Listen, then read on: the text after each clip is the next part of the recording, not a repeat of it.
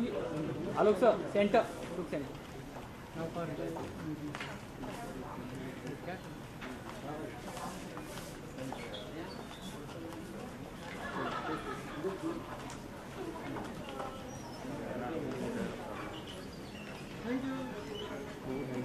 कितने बोला thank you निकी ने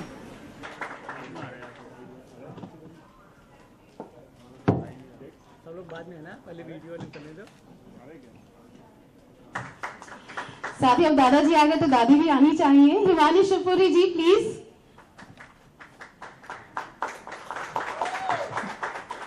और माँ के आंचल में जो छुपने वाली है इस फिल्म में, स्पर्श कंचनदानी। ये सही है। वैसे भी आजकल की मम्मियां तो मतलब ऑफिस चली जाती हैं, बच्चे दादा दादी के साथ ही रहते, तो उनकी जिम्मेदारी भी आप तीन ही निभा रहे हैं। सर सबसे पहले कैसा रहा आपका ये एक्सपीरियंस? बहुत अच्छा रहा ये एक्सपीरियंस। माँ के आंचल में हवा महल सुना करते थे एक जमाने में वाकई। उसके बाद मेरे ख्याल 30-35 साल बाद ये पहली मर्तबा रेडियो के लिए कुछ ऐसा प्रोग्राम हुआ है जिसे कह सकते हैं कि रेडियो फिल्म। हालांकि मेरी भूमिका इसमें बहुत ही छोटी सी है, और कोई भी भूमिका छोटी बड़ी नहीं होती, वो भूमिका में वजन होना चाहिए। तो मुझे अच्छा लगा, मेरे लिए एक नया एक्सपीरियंस था।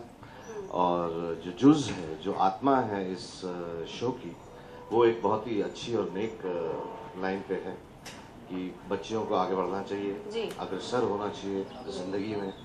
माँ को पूरा ध्यान रखना चाहिए कि जो अपने जीवन में वो किन्हीं सर्कमस्टेंसेस की वजह से ना कर पाई, उन चीज़ों से कम उसकी बच्ची जो भविष्य है और जो आगे जाके माँ बनेगी, वो महरूम नहीं रह जानी चाहिए। ये जो एक सोल है इस छोटे से प्रोग्राम की, इससे मैं बहुत ही प्रभावित हुआ, इसलिए मैं इसका हिस्सा बना। और मुझे गर्व है कि मैं इस पहले प्रयास का एक अहम, हालांकि छोटी भूमिका है पर एक अहम हिस्सा हूँ। Thank you so much sir. आपको जोड़ना चाहेंगी साथ में? मैं भी वही कहना चाहूँगी जो आलोक जी ने बोला कि मैं बहुत प्राउड फील कर रही हूँ कि मैं ये रेडियो की पहली फिल्म का हिस्सा बनी हूँ। और फिल्म इसलिए अहम है क्योंकि इसका जो विषय है वो है माँ का आंचल, कि बेटियों को शिक्षा मिलनी चाहिए, जो कि मैं होल हार्टेडली सपोर्ट करती हूँ। हालांकि जैसे कि आलोक जी ने बोला, हमारा जो किरदार है वो ऑब्वियसली, क्योंकि हम फिल्म के माध्यम से दिखाना चाह रहे हैं कि कैसे मैं उस पीढ़ी को बिलोंग करती हूँ फिल्म में, जो कि ये सोचती है, ये मानती है कि बेटी का काम होता है कि घर का काम काज सीखे, पढ़ने से क्या होगा। क्योंकि मैं भी उस व्यू पॉइंट प्रेजेंट कर रही हूँ, लेकिन एज हिमानी शिवपुरी मैं फुली सपोर्ट करती हूँ और इंडोर्स करती हूँ इस फिल्म का जो आइडिया है कि बेटियों को भी पढ़ना चाहिए और उनको भी वही फैसिलिटीज़ मिलनी चाहिए जो कि बेटे को मिलनी चाहिए। And I am very proud कि मैं इस प्रयास का एक हिस्सा हूँ, छोटा हूँ या बड़ा हूँ, लेकिन कि बेटियों को, और क्योंकि हम देख रहे हैं कि रेडियो एक माध्यम है जो कि ये मैसेज सबको पहुंचा सकता है, क्योंकि आजकल लोग रेडियो भी उतना सुनने लगे। एक ज़माना था जो आलोक जी बोले कि हवा महल सुनते थे, और मैंने भी, जब मैं एनएसडी में थी तो हमने एक रेडियो का नाटक किया था। हमने उसको पहले स्टेज कर चुके थे, हमने चेरी ऑर्चर्ड किया था, MK रैना ने उसको डायरेक्ट किया था। तो अब हम स्टूडियो में जाकर रिकॉर्ड किया था। That was my first encounter with radio. और इतने साल के बाद, करीब आई थिंक 20 साल हो गए हैं, उसके बाद ये रेडियो फिल्म जो कि पहली बार एक प्रयास है। मैं I would like to congratulate big FM and Clinics Special that they have come out with this unique concept on the radio, कि रेडियो की पहली film, and they've made it in such a good cause कि बेटी को भी पढ़ाना चाहिए। Film का नाम है माँ का आंचल। तो मैं ये नहीं कहूँगी कि फिल्म आप ज़रूर देखिए, मैं कहूँगी ये फिल्म आप ज़रूर सुनिए। माँ का आंचल। ये भी पहली बार ही कहा जा रहा है। देखिए फिल्में बहुत आएंगी, इसके बाद हो सकता है बहुत सारे लोग हमें कॉपी करने की कोशिश करें, लेकिन पहली चीज जो होती है वो पहली ही होती है। और मुझे लगता है कि ये पहली, जब भी नाम लिया जाएगा रेडियो की फिल्म का, तो इस फिल्म का नाम आएगा। और बहुत अच्छी कोशिश है, क्लिनिक प्लस को थैंक्स कहना चाहिए कि उनका जो ये आइडिया है पूरा, कि बस 1 साल और, मतलब हल्की सी रिक्वेस्ट डाल दी, पिता के कान में डाल दिया कि 1 साल और पढ़ने तो क्या जाता है। तो पिताजी को भी लगता है चल ठीक है 1 ही साल का और खर्चा होगा, लेकिन ये 1 साल करके आप एक जिंदगी को कितना बेहतर बना सकते हो, इसी की झलक आपको नजर आएगी इस फिल्म में। और जो जिंदगी बेहतर बनेगी इस फिल्म में, बिटिया हमारे साथ है, आज डरो मत, नहीं काटता कोई भी। स्पर्श, कुछ कहना चाहेंगे इस एक्सपीरियंस के बारे में? जैसा कि आलोक अंकल और हिमानी आंटी ने कहा कि मैं भी बहुत No, she means the हम actors. कि मैं भी बहुत खुश हूँ कि रेडियो की पहली फिल्म में मुझे अपनी आवाज़ देने का मौका मिला। एंड ये बहुत अच्छा कॉज है, क्योंकि एजुकेशन अब के टाइम में बहुत डिनाई हो रहा है लड़कियों के लिए। मेरी मेड की बेटी है, वो खुद पढ़ना नहीं चाहती, वो खुद ही बोलती है कि मुझे नहीं पढ़ना है और शादी करनी है। नहीं, she doesn't like to study, she finds it very tough। तो एक वो माइंडसेट है, वो बदलना है कि स्टडीज इतनी टफ नहीं होती हैं एक्चुअली में। उसकी मम तो बिल्कुल इंटरेस्टेड नहीं है, उस माइंडसेट को भी बदलना है। उनकी मम तो इंटरेस्टेड है कि अभी शादी करा दे। तो एक वो भी माइंडसेट बदलना है। And I am very thankful to Clinic Plus, जिन्होंने इतना अच्छा एक स्टेप बढ़ाया। And I am very thankful to Clinic Plus to choose me for landing my voice for Pooja. और मैं एंड में 2 पंक्तियां कहना चाहूंगी।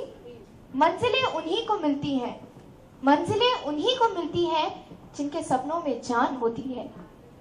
पंखों से कुछ नहीं होता, हौसलों से उड़ान होती है।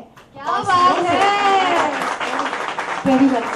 और यहाँ इस फिल्म में पूजा का हौसला उसकी माँ है। इनके इस उम्र में इतने लोगों के सामने इस तरह की बात करने के लिए इनके हौसले पर एक बार और ताली होनी चाहिए यार। I am impressed, amazing. और अब मैं रिक्वेस्ट करूंगी कि ऑडियो क्लिप है, इस फिल्म की झलक देने के लिए एक ऑडियो क्लिप हमने तैयार किया, वो प्ले किया जाए प्लीज।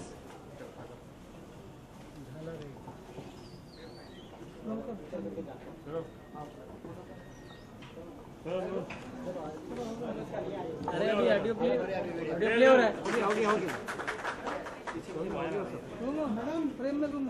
स्पर्श को भी दो। ओके, जय मेहता हमारे सेल्स है।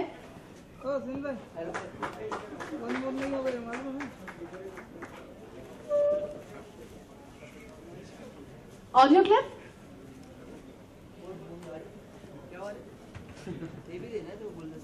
तो तब तक हम पोस्टर अनवील कर लेते हैं फिल्म का, ठीक है?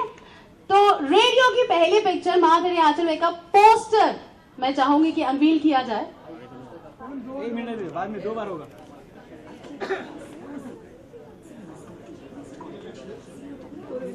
अरे वही है। ऑलराइट,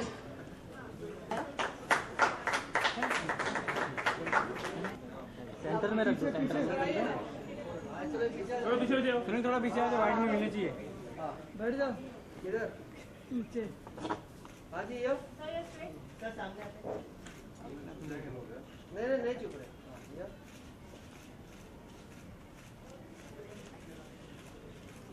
क्लास और पीछे चलो। अरे इसी हेलो स्टिल सर खड़े हो जाओ, पीछे हेलो जी।